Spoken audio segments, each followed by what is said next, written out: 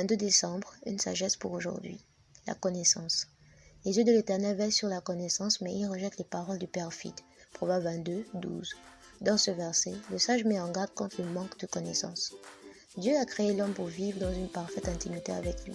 Tout allait si bien jusqu'au jour où Adam et Ève désobéirent à Dieu et mangèrent l'arbre de la connaissance du bien et du mal. Cette désobéissance eut pour conséquence de séparer l'humanité de la connaissance de Dieu et de la plonger dans les ténèbres. Dès lors, l'ignorance prit la place de la connaissance, le mensonge prit la place de la vérité, la perfidie prit la place de la loyauté et la haine prit la place de l'amour.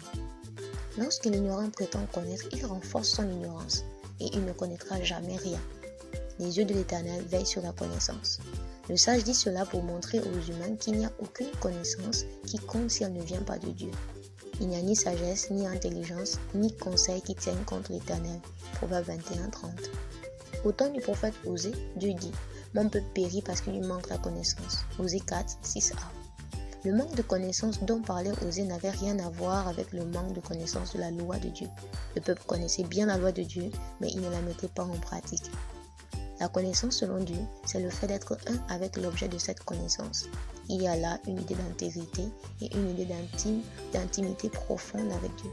Le peuple de Dieu, au temps d'Osée, avait une relation exclusivement fonctionnelle avec Dieu. Or, Dieu veut d'abord que la relation avec lui soit personnelle, intime et exclusive. 1. Que pouvons-nous dire de l'état actuel de notre relation avec Dieu? 2. Est-elle fusionnelle ou fonctionnelle? Paul pouvait témoigner à l'endroit des chrétiens de Rome, car je leur rends ce témoignage qu'ils ont du zèle pour Dieu mais sans connaissance. Romains 10, 2. Pas mal de pratiques peuvent nous aveugler au point de nous tromper sur la connaissance de Dieu. 1. On peut connaître toute la Bible par cœur, enseigner, prêcher et évangéliser, mais manquer de connaissance, c'est-à-dire de relation. 2. On peut jeûner, prier, adorer Dieu et être fidèle à toutes les rencontres à l'église, mais manquer de connaissance. 3. On peut faire toutes sortes de bonnes œuvres possibles, être fidèle dans les dîmes et les offrandes, mais manquer de connaissance. 4. On peut passer tout son temps à servir Dieu et en renoncer à la vie de débauche, mais manquer de connaissance. Comme dit plus haut, la connaissance sur laquelle les yeux de Dieu veillent, c'est celle qui consiste à être un avec lui, afin de marcher dans l'intégrité, pratiquer la justice et dire la vérité selon son cœur. Jésus dit « Tout m'a été remis par mon Père, et personne ne connaît le Fils si ce n'est le Père.